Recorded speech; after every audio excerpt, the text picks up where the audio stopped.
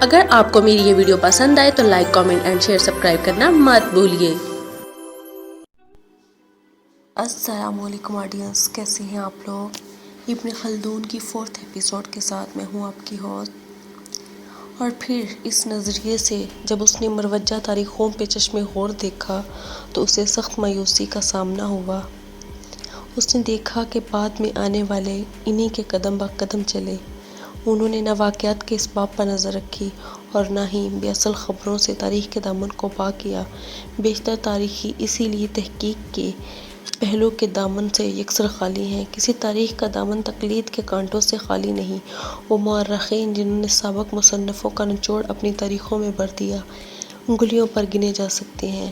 بیشتر لکھنے والے قدیم حالات کو بیان کرنے سے دستکش رہے ہیں اور محض اپنے زمانے کے تفصیلی حالات قلم بند کرتے مصروف ہوتے ہیں۔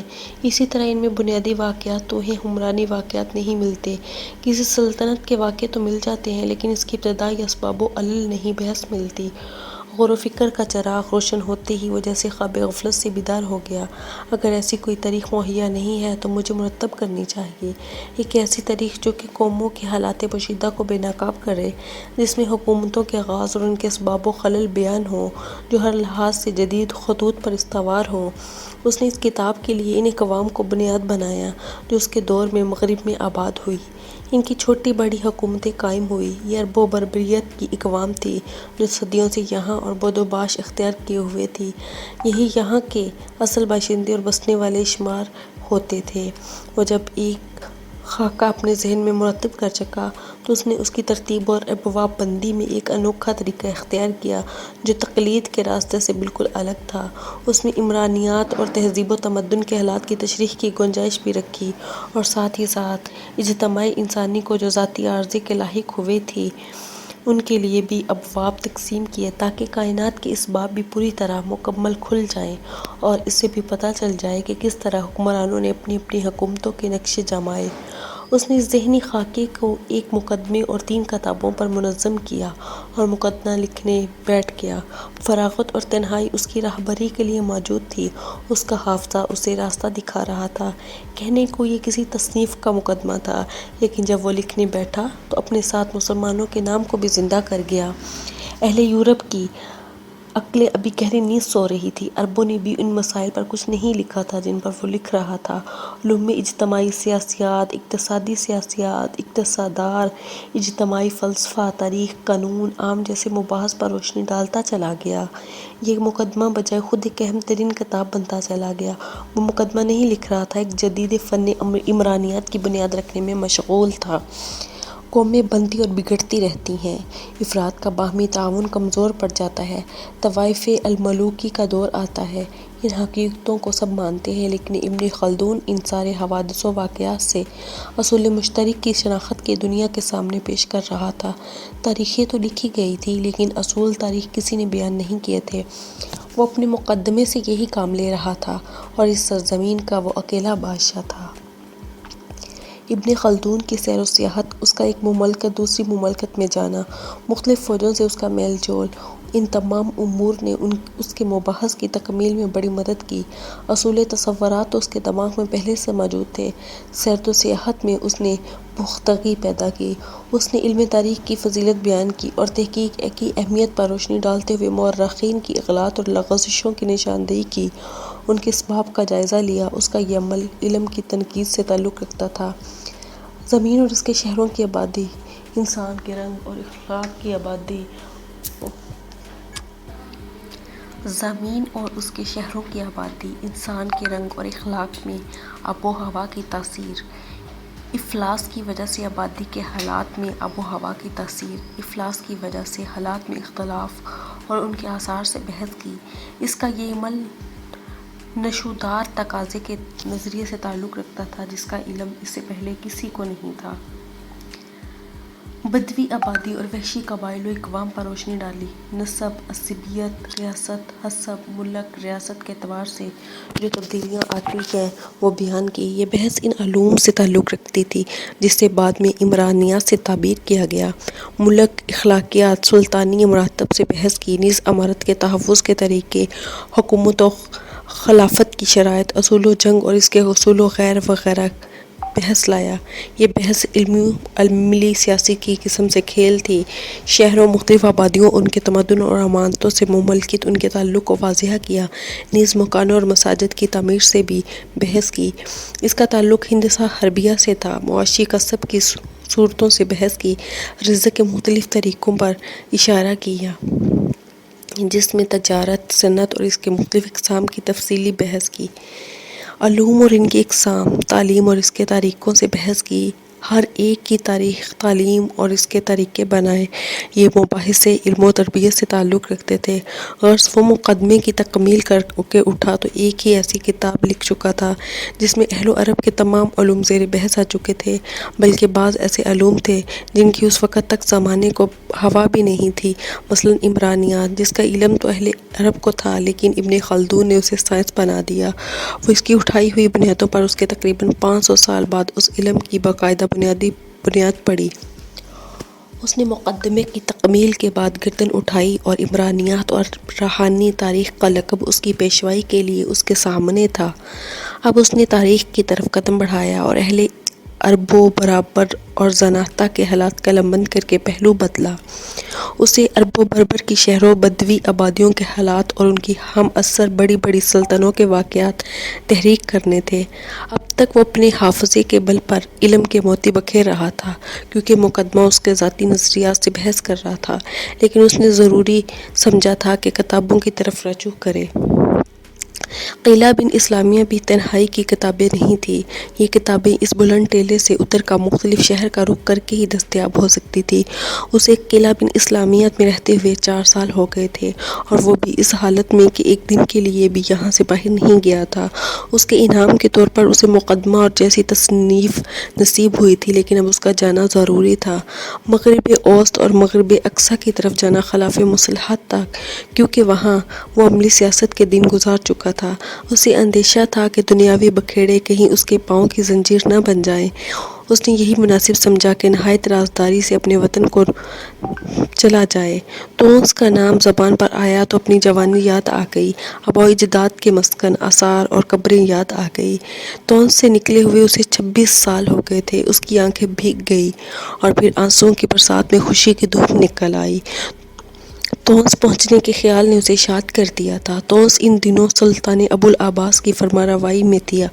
ابن خلدون نے سلطان کے نام خط لکھا جس میں اپنا مقصد بیان کیا اور تونس میں داخلے کی اجازت چاہی۔ چند دن بعد سلطان کی جانب سے جواب آ گیا اور مکمل امن و عافیت کی امید آئی۔ ابن خلدون نے اپنے بال بچوں کو قلعے میں چھوڑا اور خود تونس کی طرف روانہ ہو گیا۔ اس کی شہرت اس سے آگے سفر کر رہی تھی۔ اہل شہر اسے دیکھنے کے لیے بے تاب تھے۔ اس نے جب یہ شہر چھوڑا تھا تو 20 برس کا نوجوان تھا۔ اب وہ علم اور عمر دونوں میں پختہ ہو چکا تھا۔ اس کی شہریت سے پورا عرب گونج رہا تھا۔ اہل تونس کو یہ فخر تھا کہ ابن خلدون کا خمیر اسی خاک سے اٹھا ہے۔ سلطان نے اپنے ماتحت کو پہلے ہی پیغام پہنچا دیا تھا، چنانچہ تونس میں اس کے قدم بعد میں اس کی رہائش اور وظائف کا بندوبست پہلے ہو گیا۔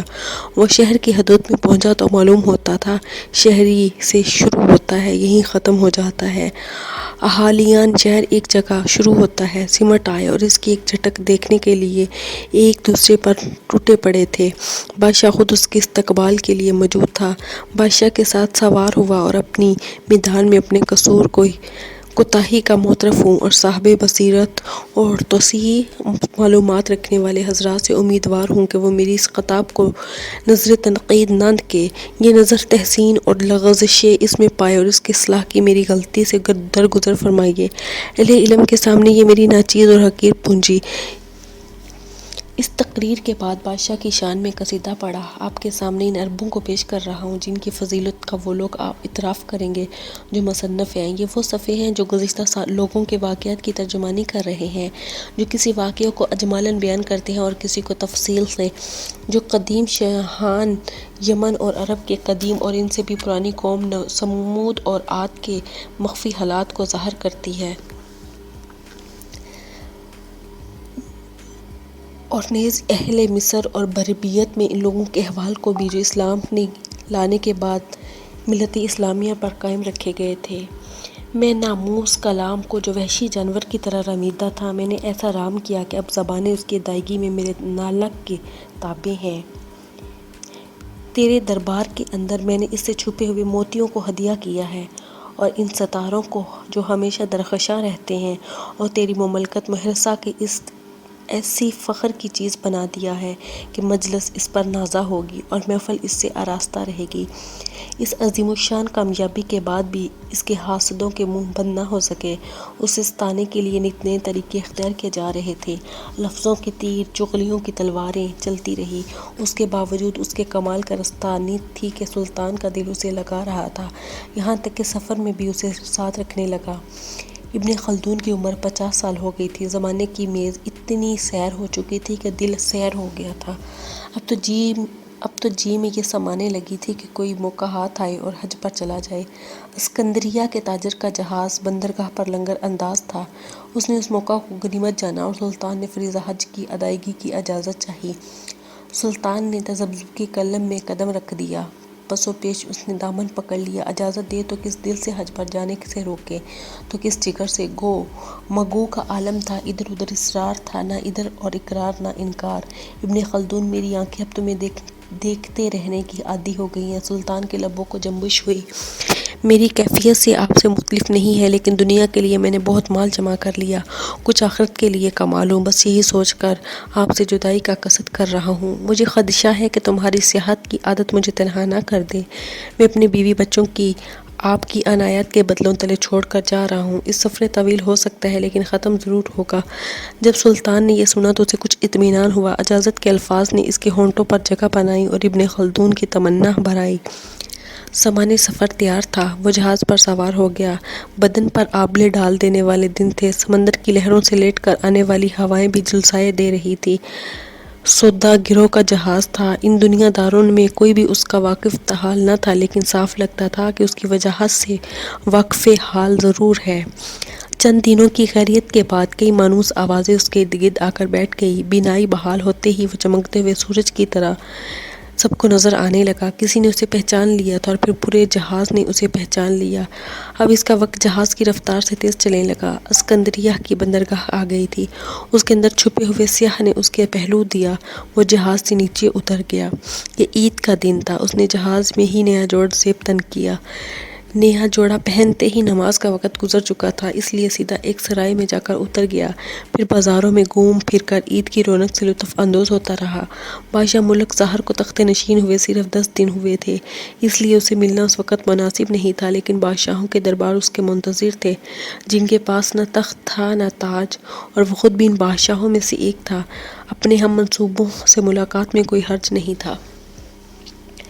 اس نے بند مٹھی میں دبی خوشبو کو آزاد کر لیا۔ ایک حلقہ درس میں پہنچتے ہی اس کی آمد کا احوال سب پر ظاہر ہو گیا۔ اسے یہ جان کر خوشگوار حیرت ہوئی کہ اس کی لکھی ہوئی تاریخ کا شہرہ یہاں بھی ہو چکا ہے۔ اس نے مختلف حلقوں میں بیٹھ کر اپنی تصنیف کے اقتباس سنائے اور بحثوں میں حصہ لیتا رہا۔ کسی مسئلے پر نتائج سے پہنچنے کے لیے جو طریقہ وہ اختیار کرتا، علماء کو اس پر حیرت ہوتی تھی اور اس کے جوہر علم کا قائل ہونا پڑتا تھا۔ وہ اسکندریہ میں اس لیے کھڑا تھا کہ اس باب حج جمع کرنے کے لیے کچھ وقت مل جائے، لیکن علماء سے مباحث کی شمع ایسی روشن ہوئی کہ دن نکلنے کا احساس ہی نہ ہوا۔ 1 ماہ تک ٹھہرنے کے باوجود وہ اس سال حج کو نہ جا سکا۔ حج کا موسم گزر گیا تو اسے اگلے سال تک یہیں رہنے کی عافیت نظر آئی، تاکہ اگلی مرتبہ یہیں سے حج کے لیے روانہ ہو سکے۔ جامعہ ازہر کی شہرت اور اس کے سماعت پر اثر انداز ہوتی رہی تھی۔ وقت نے کچھ گھڑیاں اس کے دامن میں ڈال دی تھی، تو اس نے ان کی قدر کرتے ہوئے قاہرہ کا رخ کیا۔ ابن خلدون مصر میں اسکندریہ سے یہ خبر چلی کہ قاہرہ تک پہنچ گئی۔ وہ بعد میں پہنچا۔ اس کی آمد کی خبر اس سے پہلے جامعہ ازہر میں جگہ بنا کر بیٹھ گئی۔ اس کی سواری جامعہ ازہر میں یوں اتری جیسے آسمان پر چاند اترے۔ یہ کوئی معمولی طرز کا نہیں تھی۔ علماء تھے کہ کئی سورج ایک ساتھ زمین پر اترے ہوئے تھے۔ کوئی فقہ میں ید طولہ رکھتا تھا، کسی کو حدیث پر عبور تھا، کوئی ریاضی میں حرف آخر تھا، کسی کو ادب و شعر میں مہارت تھی، کوئی ریاضی میں کی طرح وہ گلے دستے کی طرح وہاں پہنچا اور پھولوں کی طرح بکھر گیا۔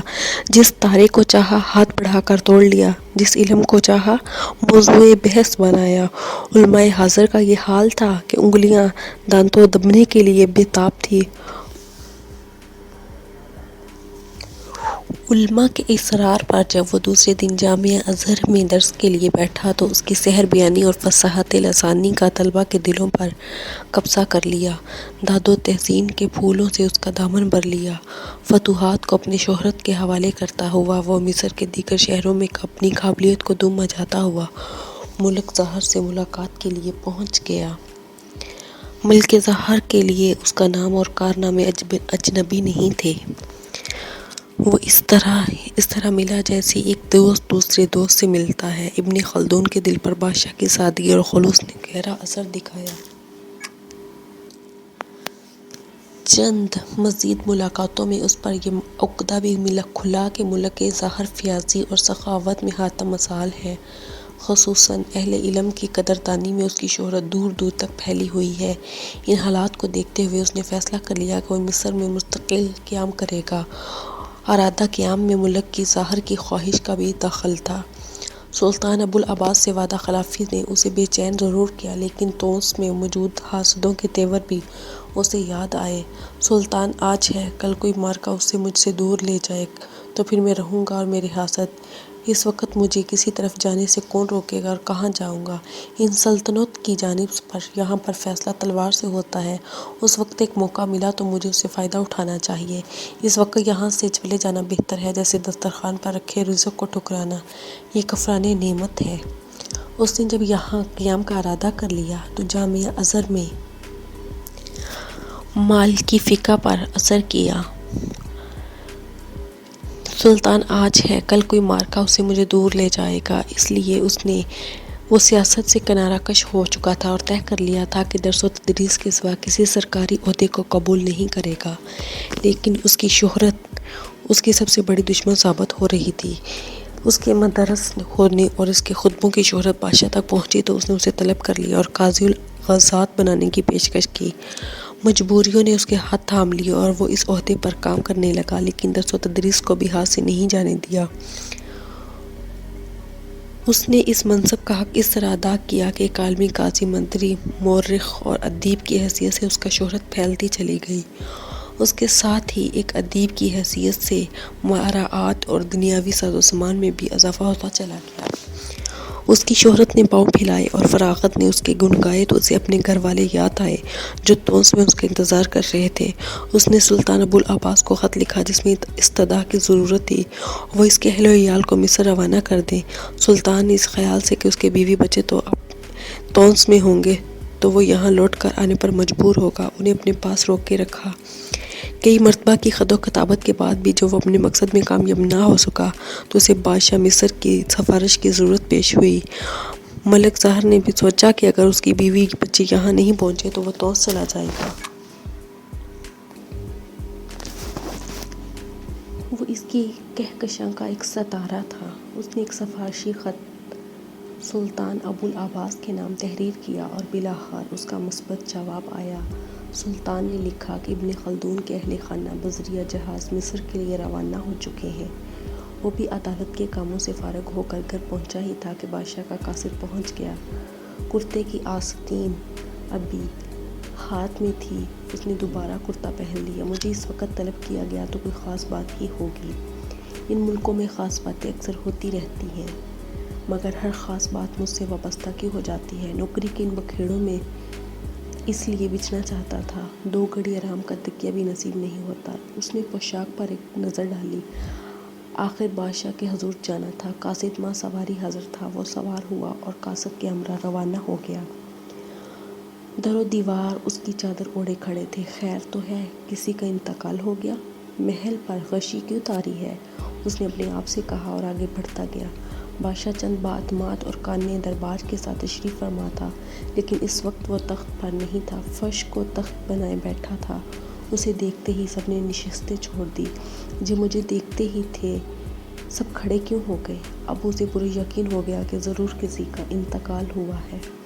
جس کی موت کی طرح لکھی ہوتی ہے اسی طرح آتی ہے۔ ہاں، صاحب قضاء و قدر پر کس کا زور چلتا ہے؟ انسان وہی ہے جو اپنے مالک کے فیصلے کو سرِ تسلیم خم کر دے، صبر اختیار کرے۔ صبر نہ کرے تو کیا کرے؟ وہ حیرانی سے ایک کی طرف دیکھ رہا تھا کہ گفتگو کا یہ کون سا مہذب طریقہ ہے۔ میں ابھی داخل مجلس ہوا ہوں، مجھے بتایا تو جائے اس کی گفتگو کا پس منظر کیا ہے؟ صاحب آخر معاملہ کیا ہے؟ اس کا انتقال ہو گیا، اس نے پوچھ ہی لیا۔ مفتی صاحب آپ زحمت کیجئے، بادشاہ نے اشارہ کیا۔ یہ مفتی صاحب جامعہ اور زہر میں ان کے ساتھ ہی شعبہ تدریس سے وابستہ تھے۔ یہ دونوں کے درمیان گہری دوستی اور بے تکلف تھی۔ انہوں نے کچھ کہنا چاہا اور پھر جھجک کر رہ گئے۔ کہتے مفتی صاحب کیا بات ہے؟ ابن خلدون نے اصرار کیا۔ بھائی عبد الرحمن، ایک بہت بری خبر آئی ہے مجھ سے متعلق۔ جی ہاں، بدقسمتی سے آپ سے تعلق رکھتی ہے۔ کھل کر بتائیے۔ زندگی میں ایسے مراحل سے گزرا ہوں کہ ہر مشکل کو آسان لگنے لگی ہے۔ ابھی خبر آئی ہے کہ جس جہاز سے آپ کی بیوی بچے آ رہے تھے غرق ہو گیا۔ جہاز اور مسافر سب ڈوب گئے۔ اس نے دونوں مٹھیوں سے اپنا گریباں تھام لیا۔ کوئی خبر اتنی وحشتناک بھی ہو سکتی ہے؟ اتنی بڑی خبر سن لی، مگر میں روح کیوں نہیں رہا؟ یہ آنسو میرا ساتھ کیوں چھوڑ گئے؟ میں نے صبر کا دعویٰ کیا تھا، مگر اتنا بھی نہیں۔ پلکوں نے جھپکنا کیوں چھوڑ دیا؟ یہ آنکھیں کس دیکھنے کے انتظار میں کھلی ہیں؟ اب کون رہ گیا ہے؟ کوئی بھی تو نہیں رہ گیا۔ قدرت نے اسے بڑا دماغ ہی نہیں، بڑا دل بھی عطا کیا تھا۔ اس نے جلدی ہی اپنی کیفیت پر قابو پا لیا اور سکتے کی حالت سے باہر نکل گیا۔ آنسوؤں کے 2 قطرے اس کی دونوں آنکھوں سے باہر آئے، پھر وہ شاخی آداب کو بالائے طاق رکھ کر پھوٹ پھوٹ کر رو دیا۔ کچھ دن اس کے دوستوں نے اس کا دکھ بانٹنے کے لیے اسے اپنے پاس ٹھہرایا، اور پھر رفتہ رفتہ اس کے اعصاب سے معمول پر آنے لگے۔ وہ کئی دنوں بعد اپنے گھر واپس آیا تو اسے اپنی تنہائی پر بے اختیار رونا آیا۔ اپنے گھر والوں سے دور اس نے بارہا ڈھیروں دن گزارے تھے، لیکن اسے امید رہتی تھی کہ جیسے ہی کسی زمین پر اس کے قدم ٹکے وہ اپنے پاس بلا لے گا، لیکن اب وہ ہمیشہ کے لیے بچھڑ گئے تھے۔ وہ بڑی دنیا میں اکیلا رہ گیا تھا۔ اس کی نسل چلانے والا کوئی بھی باقی نہیں بچے گا، تو کیا میرے بعد میرا نام چلانے والا کوئی نہیں ہوگا؟ اس کی نظر اپنی کتابوں پر پڑی۔ یہ کتابیں میرا نام زندہ رکھیں گی۔ وہ طرح طرح سے اپنے دل پر صبر کا مرہم رکھنے کی کوشش کر رہا تھا، لیکن اس صدمے نے اس کی کمر توڑ دی تھی۔ حج کے دن بھی قریب آ گئے تھے۔ اس نے بہتر یہی سمجھا کہ حج پر چلا جائے۔ جس نے مجھے اس امتحان سے دوچار کیا ہے وہی مجھے صبر دے گا۔ اس نے منصب قضات سے علیحدگی اختیار کی اور حج کی تیاریوں پر مشغول ہو گیا۔ اس نے حج کی تیاری مکمل کی اور حجاز کی طرف روانہ ہو گیا۔ اس کی مقبولیت اس کے ساتھ ہی سفر پر نکلی تھی۔ وہ جس مقام پر ٹھہرتا، ایک ہجوم اس سے ملاقات کے لیے جمع ہو جاتا۔ علماء کے وفود اس سے ملاقات کے لیے آتے۔ وہ یوں ہی معلومات کے خزانے لٹاتا ہوا خانہ خدا کے ذہن تک پہنچ گیا۔ 1 سال بعد حج بیت اللہ سے واپسی ہوئی تو وہ طے کر چکا تھا کہ درس و تدریس کے سوا کسی عہدے کو قبول نہیں کرے گا۔ حج سے واپس آنے کے بعد کوئی مصروفیت نہیں تھی، لہٰذا وہ اپنے تاریخی اور مقدمے پر نظر ڈالنے میں مشغول ہو گیا۔ تاریخ مشرق میں چند بحثوں کا اضافہ کیا اور کچھ فصلیں بڑھائی اور مقدمے میں بعض فصلوں کو بالکل ڈالا اور بعض فکروں کا اضافہ کیا۔ اس دوران میں مدرسہ قمحیہ میں مدرس مقرر ہو گیا۔ مصروفیت کی ایک اور صورت نکل آئی۔ مدرسے کے بعد جو وقت بچتا مقدمے اور تاریخ پر نظر ثانی میں صرف کر دیتا۔ اب یہ تصنیف ہی اس کی کل پونجی تھی۔ وہ چاہتا تھا وہ اسے آنے والوں کے لیے اشارہ کر دے۔ وہ اسی مصروفیت پر شاغل تھا، لیکن ایک مرتبہ پھر اسے منصب قضات کی پیشکش ہوئی اور یہ عہدہ اسے قبول کرنا پڑا۔ بادشاہ کی دلیل یہ تھی کہ یہ عہدہ سیاسی نہیں، درس و تدریس کا ہے۔ سیاست کے ساتھ ساتھ وہ سیاست کو بھی خیر بات کہہ چکا تھا، لیکن پھر بھی اس کی قسمت میں جتنے سفر لکھے ہوئے تھے ان میں سے کچھ ابھی بھی باقی رہ گئے تھے، جنہیں وہ پورا کرتا پھر رہا تھا۔ رواج کے مطابق مدرسے کی ملازمت کے دوران میں اسے اپنے حصے کا غلہ لینے کے لیے قاہرہ سے جانا پڑتا۔ چنانچہ ایک مرتبہ وہ حجاز گیا، ایک مرتبہ اسے بیت المقدس جانا پڑا، جہاں اس نے بیت الحرم اور بیت الخلیل اور دوسرے مقامات مبارکہ کی زیارت کی۔ مدرسہ فقیہہ کے بعد وہ مدرسہ ظاہریہ پر منسلک ہوا۔ اسی دوران میں وہ اپنی تصنیفات کے چراغوں کو پوری طرح منور کر چکا تھا۔ اس نے اس نظر ثانی شدہ نسخے کی ایک بادشاہ ملک ظاہر کی خدمت میں پیش کی۔ ملک ظاہر کی طرف سے ایک وفد سلطان مغرب کی طرف جا رہا تھا۔ اس نے اس نسخے کی ایک نقل جامعہ قروبین کے کتب کے لیے سلطان عبدالعزیز کی خدمت میں پیش کرنے کے لیے اس وفد کے ہمراہ کیا۔ ایسے طویل نسخے کی نقلیں کرنا بذات خود ایک تھکا دینے والا عمل تھا۔ شمعوں کی روشنی میں، دن کی دھوپ میں وہ نقول تیار کرتا رہا تھا۔ اس مصروفیت کی شغل میں وہ کبھی بھی منصب قضات سے الگ ہو جاتا تھا، کبھی پھر اس عہدے پر قائم ہو جاتا تھا۔ وہ 5 مرتبہ اس عہدے پر فائز رہا، البتہ تدریس سے وہ ہمیشہ منسلک رہا۔ وہ مدرسہ سارقمکتش میں تدریس کے فرائض انجام دے رہا تھا کہ امیر تیمور کے حملوں کا شور بلند ہوا۔ آلِ چنگیز کا یہ فرزند انسانی سروں میں مینار بنا ہوا ملک تک شام میں آ گیا۔ اس کی فتوحات آندھی کے بادلوں کی طرح اڑتی پھر رہی تھی۔ پورے ایشیا میں اس کی باتیں ایسے ہو رہی تھی، تھر تھر کانپ رہا تھا۔ اس نے حلف کیا اور اپنے لشکریوں کو 3 روز تک لوٹ مار کی اجازت دے دی۔ لشکریوں نے 15 دن تک لوٹ مار کر بازار گرم کر رکھا تھا۔ یہ ایسی تباہی کی کہ چنگیز خان کی یاد دلاتی تھی۔ حلب سے وہ لبیک کی طرف بڑھا اور وہاں سے روانہ ہو کر دمشق کی طرف چل دیا۔ یہ ہوش ربا خبریں مصر تک پہنچ کر رہ گئی تھی۔ سلطان ظاہر کے ایک بیٹے نے کرج نے ایک لشکر ترتیب دیا تاکہ دمشق کی حفاظت کا بندوبست کیا جائے۔ اس کی یہ کوشش سیلاب کے بہاؤ کو روکنے کا ناکام کوشش میں مستمر رہی۔ ابن خلدون کا خیال تھا کہ عطارد کے سوا ہر کوشش فضول ہے، لیکن اسے خود بھی اس کا لشکر کا حصہ بننا پڑا۔ دیگر قاضیوں کے ساتھ سلطان مصر نے اسے بھی لشکر کے ساتھ چلنے کا حکم دیا، حالانکہ وہ اسی وقت قاضی نہیں تھا۔ تیمور کی فوجیں دمشق کی طرف بڑھ رہی تھیں کہ سلطان مصر اس سے پہلے دمشق پہنچ کر دفاع کی تیاریوں میں مشغول ہو گیا۔ شہر پناہ کو مضبوط کیا گیا اور قلعہ بند کر کے تیمور سے مقابلے کی تیاریاں ہونے لگیں۔ قلعے کی چھت سے غبار کا بادل صاف نظر آ رہا تھا۔ تیمور دمشق کے قریب پہنچ چکا تھا، پھر یوں حملہ ہوا کہ آسمان کو چھپا لیا۔ تیمور نے محاصرہ کر کے جنگ کی تیاریاں شروع کر دی تھیں۔ شہر کے ارد گرد لڑائی اور جھڑیوں کا سلسلہ شروع ہو گیا تھا۔ 1 ماہ گزر چکا تھا۔ تیمور اس انتظار میں تھا کہ قلعے میں غذا کی قلت۔ قلعے کی چھت سے غبار کا بادل صاف نظر آ رہا تھا۔ تیمور دمشق کے قریب پہنچ چکا تھا۔ پرچموں نے آسمان کو چھپا لیا تھا۔ تیمور نے محاصرہ کر کے جنگ کی تیاریاں شروع کر دی تھیں۔ شہر کے ارد گرد لڑائی اور جھگڑوں کے علاوہ اور بھی بہت کچھ تھا۔ 1 ماہ گزر چکا تھا۔ تیمور اس انتظار میں تھا کہ قلعے میں غذا کی قلت ہو اور قلعے کے دروازے کھل جائیں۔ اسی اثناء میں یہ خبریں ملنے لگیں کہ بعض امراء مصر جام اور شورش برپا کرنے والے ہیں، لہٰذا سب کی رائے ہوئی کہ مصر جا کر خطرے کا بچاؤ کرنا چاہیے۔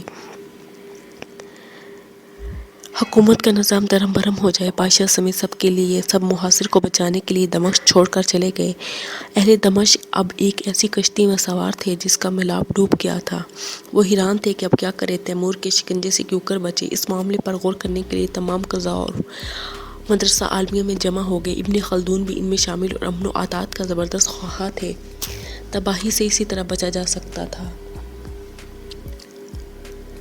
اس نے ان محاسبوں کا دوسرے لوگوں کو بھی قائل کر لیا کہ ہمیں تیمور سے اپنے گھروں اور عورتوں کے بارے میں امن کا طلبگار ہونا چاہیے۔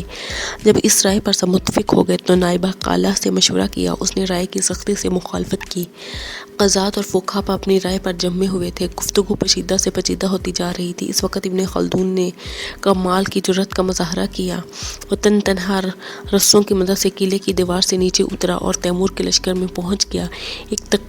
ایک طویل القامہ شخص جس کی پیشانی اونچی اور سر بہت بڑا تھا اس کے سامنے بیٹھا تھا۔ اس کا رنگ سرخ و سفید تھا۔ سر کے بال وقت سے پہلے سفید ہو گئے تھے۔ دائیں اور بائیں ہاتھوں میں کبھی 2 زخم لگے تھے جس کی وجہ سے بدن کی بناوٹ بے ڈھب ہو گئی تھی۔ ابن خلدون نے اپنا تعارف کروانے کا مقصد بیان کیا۔ تیمور بھی اس کی وجاہت سے متاثر ہوا اور اس نے بات سننے پر آمادہ ہو گیا۔ دونوں میں دیر تک باتیں ہوتی جا رہی تھیں۔ اس پر اتفاق ہو گیا کہ قلعے کے دروازے کھول دیے جائیں۔ لوگ اپنے اپنے کاموں میں مشغول ہو اور امیر تیمور محل شاہی میں اترے۔ ابن خلدون نے واپس آ کر محافظان قلعہ سے بات کی، لیکن وہ اس پر تیار نہیں ہوئے۔ مجبور ہو کر ابن خلدون اس طرح دیوار سے اترا اور مصر کی طرف روانہ ہو گیا۔ مصر واپس پہنچ کر وہ ایسا دل برداشتہ ہوا کہ تدریس سے بھی ہاتھ اٹھا لیا اور اپنے حالات زندگی لکھنے میں مصروف ہو گیا۔ اگلے 4 سال تک وہ گوشہ شینی کی زندگی گزار رہا تھا۔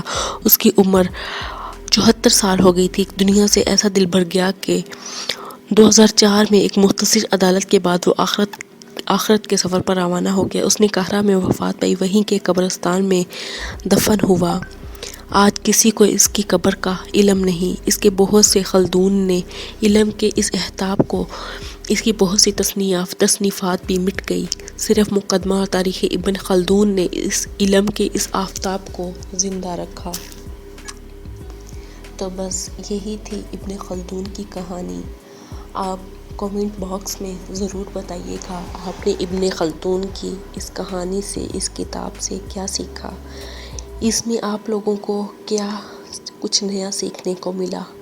اگر اس کتاب کے بارے میں آپ لوگوں کے ذہن میں کوئی بھی سوال ہو جس کی آپ کو سمجھ نہ آئی ہو تو آپ اپنے کامنٹس باکس میں سوال کر سکتے ہیں۔